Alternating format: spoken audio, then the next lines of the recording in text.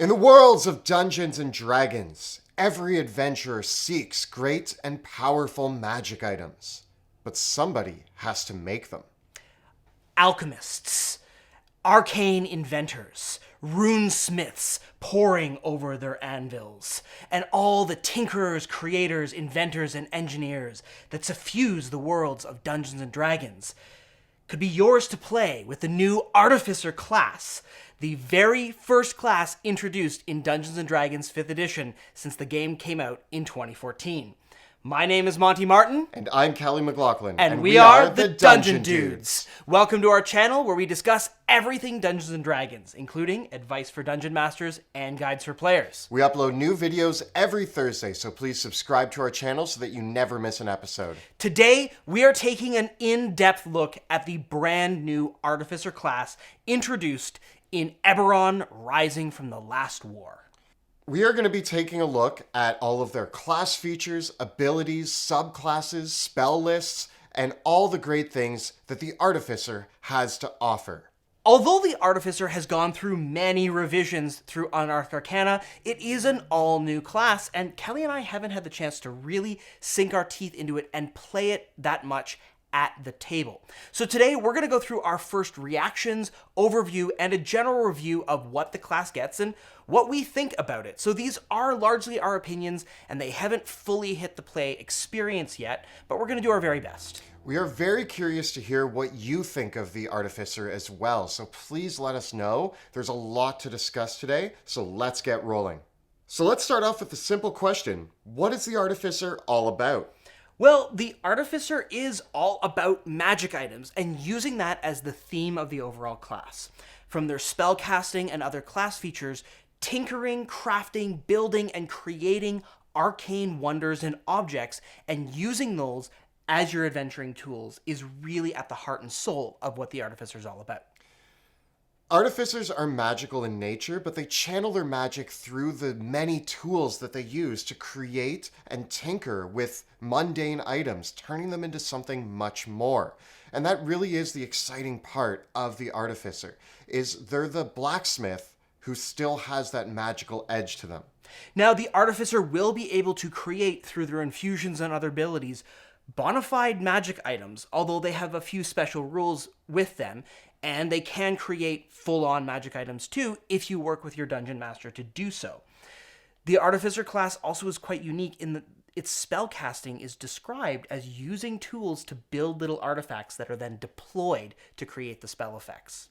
In our first read-through of the Artificer, it's very clear that this class is designed for utility, support roles, and ingenuity when it comes to deploying your magic items across the battlefield. Quite notably, the Artificer is the second class built on intelligence, which powers both its spellcasting and many of its other class features, making this unique alongside the Wizard as the only two classes in the game that actually really care about their intelligence score. With all that being said, let's take a look at the Artificer's class features. So right out the gate, the Artificer is a 1d8 hit die class, decidedly average. You get proficiency in light armor, medium armor, and shields. But you only get proficiency in simple weapons. For tools, you get Thieves' Tools, Tinker Tools, and one other tool set of your choice. And you do get proficiency in your Constitution and Intelligence saving throws, which is really good. That is the icing on the cake for the Artificer as a spellcaster. Having Intelligence and Constitution is great. You also get to choose any 2 skill proficiencies from Arcana, History, Investigation, Medicine, Nature, Perception, or Sleight of Hand. You also get the extra skills from your background as appropriate, and you may even get further tool proficiencies from your background too. So right away, you can tell that the Artificer relies a lot on their tool proficiencies. They get more tool proficiencies than any other class in the game. You're going to have an array of different tools to use for an array of different problems to solve. With proficiency in Constitution saving throws, a decent hit die, and good armor and shield proficiencies, your Artificer will actually be pretty sturdy at the front lines of battle as well. So let's talk about the Artificer's other features that they get as they level up. The first one being magical tinkering, which really gives you an array of different little options that you can apply to mundane objects, which to me reminds me a little bit of the prestidigitation spell, but infused into an item. I think that there's a lot of creative ways that smart players that love cantrips like prestidigitation, minor illusion, thaumaturgy, and others will find inventive uses for this class feature, although a lot of it is just kind of a bit of a role-playing flair. So the first big feature that we're all here for is the spell casting of the Artificer. The Artificer is what we would call a half-caster class. Over the course of 20 levels of play, the Artificer starts with first-level spells and a few cantrips, and advances all the way to gaining 5th-level spells by 17th level. Thus, the Artificer is not a full spellcaster like a cleric, wizard, or druid. Instead, they're a half-caster like a paladin or a ranger. They get 5th-level spells that sets them apart from, say, an Eldritch Knight or an Arcane Trickster, but they're not going to get those world-shattering 6th, 7th, 8th, and 9th level spells. I hope the other class features make up for that. One of the interesting things about the spellcasting of an Artificer is that they get to use their tools as the spellcasting focus for their spells. However, they can also use an infused magic item that they've created as their spellcasting focus. Interestingly about this means that you can use your spellcasting focus could be a weapon that you've infused, or your shield, or even your armor, or a pair of magic boots that you've created, using that as the arcane focus for all of your spells. This could be an interesting way of being able to cast spells while you're still holding a weapon in one hand and a shield in the other, for instance. Artificers do get the ability to cast cantrips, but they only get 2. They don't get a 3rd cantrip until the 10th level, and they don't get a 4th cantrip until 14th level. That said, I think taking the magical secrets feat with other classes and picking up some spells from the Artificer list might be a pretty cool pickup for a wizard or the other way around. Artificer spellcasting is based on their intelligence, and as we said before, this makes them only the 2nd class in the entire game that uses intelligence as their spellcasting ability.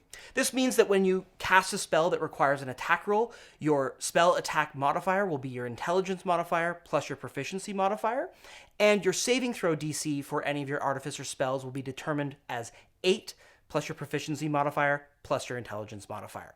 Finally, the number of spells you can prepare as an Artificer is determined by 1/2 of your class level plus your intelligence modifier. Artificers prepare their spells, so every day you just get to choose anything you want from the Artificer spell list equal to half your level plus your int mod, and that's how many spells you get for the day. This is not a class that has a spell book or has a limited number of spells known. That said, this is a pretty small list because even if you have an intelligence score of 20 and have a +5 modifier, a 10th level Artificer only gets to prepare 10 spells. That said, all of the Artificer's subclasses do grant a list of spells that are automatically prepared, which does kind of weigh it out a bit. This means that the Artificer's choice of subclass has a major impact on what spells they are going to have available in their adventures. Finally, Artificers are ritual casters, but they do have to have the ritual spell prepared in order to cast it. One perk to offset the limited number of cantrips known by the Artificer is that when they gain a level, they can actually unlearn one of their cantrips to learn a different one. So this does give you a little bit of flexibility as your character is advancing. One of the biggest features that the Artificer has is their infusions, which actually gives you a list of options that you can choose from on how you want to infuse mundane items to turn them into something magical. Here's a basic overview of how this works. At the start of the day, you can touch a non-magical item and infuse it semi-permanently with magical power based on the infusions that you know. The number of infusions that you know is determined by your character level, and the maximum number of infusions that you can have in play at any one time is also determined by your Artificer level. And finally, you can only have one of each infusion you know in effect at any one given time. So each of your infusions can only exist in one item at a time, and each item can only have one infusion on it at a time. So bear in mind that you will know more infusions than you will be able to have actually in play at any one given time. And essentially, you're never going to have more than one of any one infusion in play. Although there are some infusions that you can take more than once, and you can have one of each of those copies of that infusion in play at a time. So there's a list of 11 infusions to choose from. Monty and I have read over the list. We're not going to talk about each of them today, but we are going to talk about the ones that we thought stood out. First of all, many of the infusions have a very basic effect, giving a +1 or +2 bonus as you level up to the attack and damage rolls of a weapon, or a suit of armor, or a shield, or some other minor perk. But there are two other infusions that we think are really special and really worth taking a special look at. The first one that really stood out to me is the Homunculus Servant, which lets you create a little magical construct that gets to follow you around, aid you in battle, and serve you in other ways. Your homunculus is very similar to a wizard's familiar, but in fact it's much stronger in many ways because you can actually command it to make ranged attacks that deal force damage and have it provide a wide range of other functions for you. I think that given the flexibility and power of familiars in general, having an enhanced familiar like the homunculus is probably something that you simply cannot ignore. One thing to keep in mind, though, is that the homunculus does require you to use your bonus action in order to give it commands, which is something that is a little bit different than the standard familiar. I think the homunculus is great. It has a flying speed, which is just something that is great for any familiar. It also can deliver touch spells, like the standard familiar, but also it has evasion, which can be very helpful for keeping the homunculus alive. Plus, unlike a wizard's familiar, the homunculus does level up with you, although just a little bit. Its proficiency bonus increases as yours increases, and its hit points are always equal to your Artificer level, plus your intelligence modifier, plus its own constitution modifier.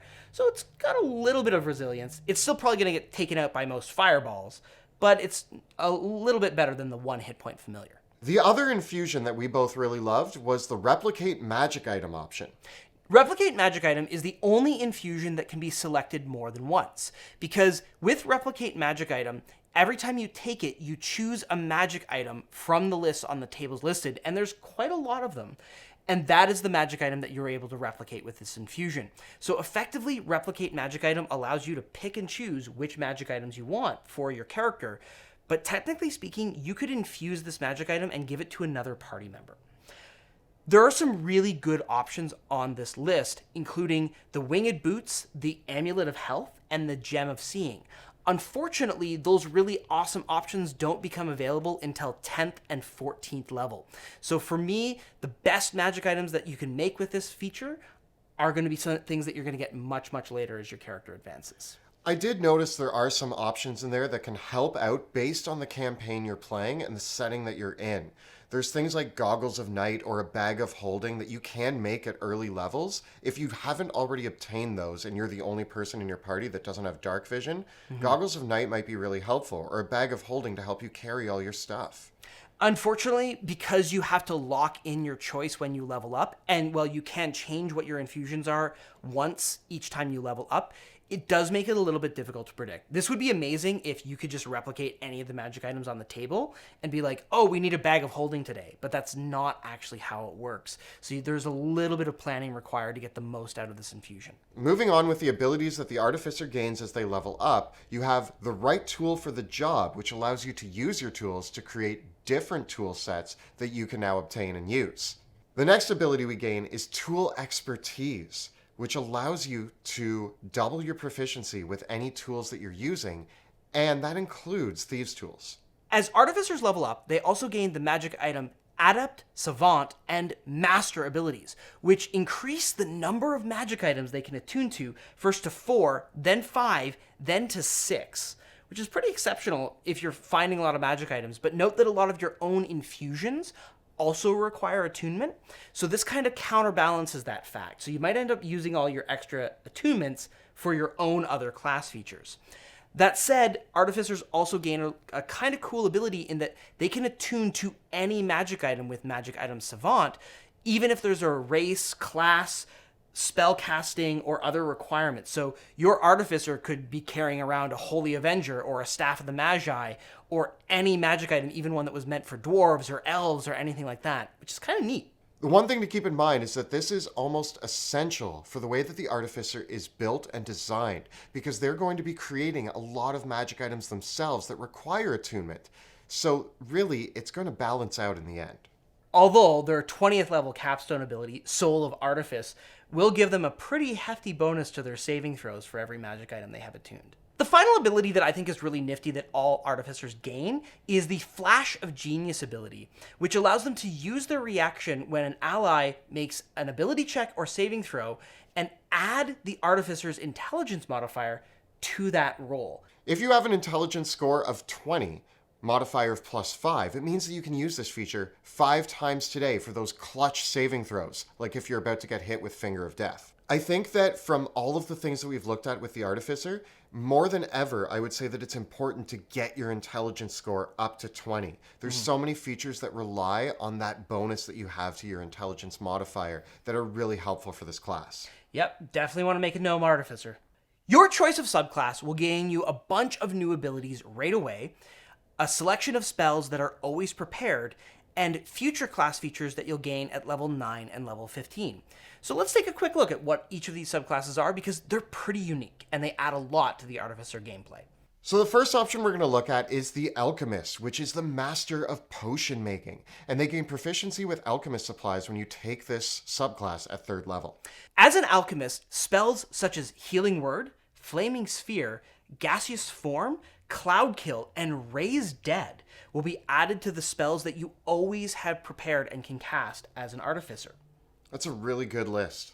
It is. It's a good balance of utility, healing, and a little bit of damage dealing. One of the first abilities you gain, and one of the most fun abilities for the Alchemist, is the Experimental Elixir, which allows you, after a long rest, to create 1 elixir, although you can create more as the Artificer levels up.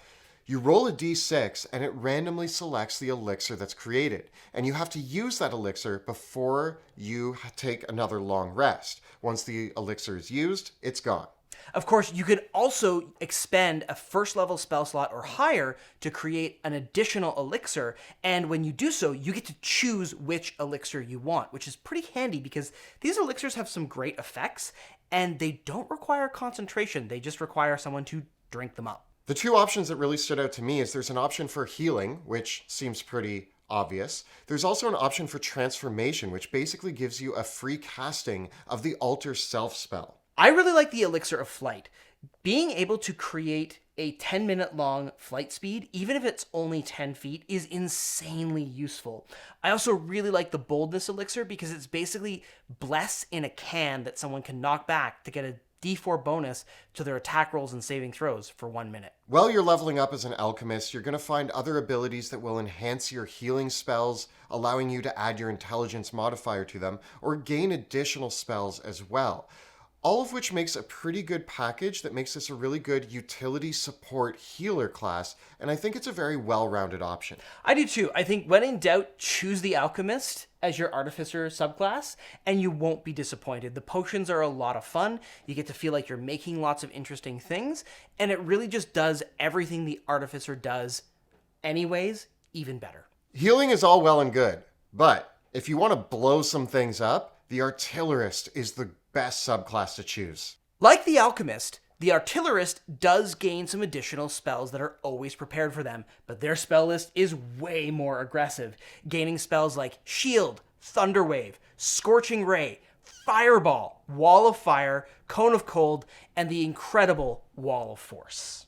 So that spell list alone can cause a lot of chaos on the battlefield. But if that's not enough for you, you can add more boom with the Eldritch Cannon. The Eldritch Cannon is something that you can create as an action, and it is a small or tiny cannon that can walk on its own or climb. It has a speed of up to 15 feet. Or I think you can carry it as well, handheld. If it's tiny. Yeah.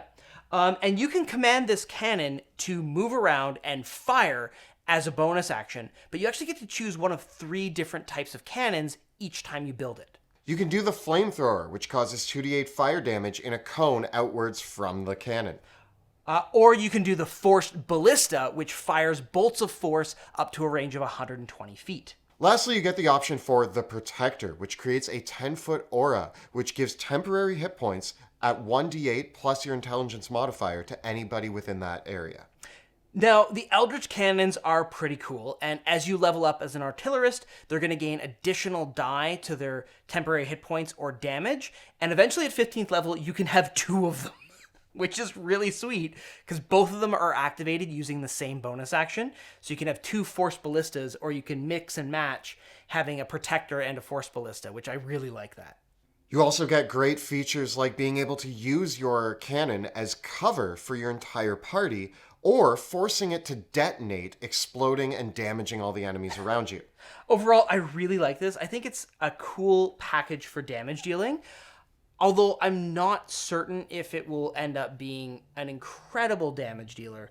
I think I need to see it in play before I can assess how good this package of abilities actually is in play. While the Artillerist likes to blow things up from afar, the Battlesmith prefers a more intimate approach. The Battlesmith does gain proficiency in smith tools, but also gains proficiency in martial weapons, and their battle-ready class feature means that they can use their intelligence modifier instead of strength or dexterity when making attack rolls using a magic weapon. So this pairs really well with some of the infusion options, where if you take this subclass and you don't already have a magic item, you're going to want to choose one of the infusions that allows you to create one, and now you're using intelligence for all of your attacks. The Battlesmith also gains additional spells prepared. Many of them come from the Paladin spell list, in fact. This includes spells like Shield, Branding Smite, Aura of Vitality, and Banishing Smite. So this really encourages your Artificer to get right close and personal and smite somebody. But you don't have to run into battle alone, because you're going to have an ability called the Steel Defender that allows you to create a construct that aids you in battle. This construct can have any appearance you like. In the official artwork, it's usually represented as a mechanical dog of some kind, but it can be really anything that you imagine, and it can run into battle with you, and you can command it to attack using your bonus action, or have it move around or take any other actions. It takes its turn directly after yours in combat. This ability is more or less an upgraded version of the Homunculus infusion that we talked about earlier, so you may not want to take both. At the same time, if you feel like having a bunch of mechanical pets run into battle, then you could take both. Finally, the Steel Defender does level up with you and gains more durability and more functionality as it levels up. As you level up, you will also gain the extra attack feature, allowing you to attack twice with your weapons. And it is worth noting in this moment that nothing actually restricts you to melee weapons with the Battlesmith features, so you could use ranged weapons instead if you wanted to. Finally, you get the Arcane Jolt ability, which allows you to do extra damage or extra healing when you hit with an attack. The Artificer has a bunch of class features, but they are still a spellcaster, so how does that spell list stack up? I actually am very impressed with this spell list. It's a nice mixed bag from a lot of the other classes. You don't get to select a lot of spells though, so let's talk about which ones stood out to us. As far as cantrips are concerned, Mending stands out as an important choice on the Artificer spell list. This is because the Steel Defender from the Battlesmith, the Eldritch Cannon from the Artillerist, as well as the Homunculus can all be healed for 2d6 when Mending is cast on them, allowing you to basically keep them always at full hit points because you can just spam Mending on them between combat. This makes your cantrip selection really difficult though, because you only get 2 cantrips to start, and if one of them is going to be Mending, you only really get to choose one other option. This is a very restrictive choice, and for my Artificer, I might strongly consider taking the Magic Initiate feat for Wizards so that I could get to pick a couple extra cantrips, because I think the restriction is really, really tight here.